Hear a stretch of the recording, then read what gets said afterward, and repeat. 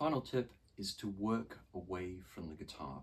What that means is there are things that you can only do on the guitar, so like motor skills is one thing, but there are lots of things you can practice away from the guitar. So for instance, rhythm practice, it's really effective to clap rhythms rather than just do them on the guitar. So you can be working on a rhythm exercise and literally just clapping what's on the page, or the rhythm of a song, just clapping the rhythm.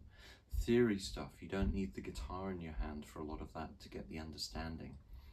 In fact, pretty much everything you do, you can visualize in your head, you can think about, you can try and memorize, play in your mind a song from memory, just visualizing yourself playing every single detail, your fingers on the guitar, playing the chords. But a lot of the material that you work on when you're learning to do this is stuff that you can do away from the guitar.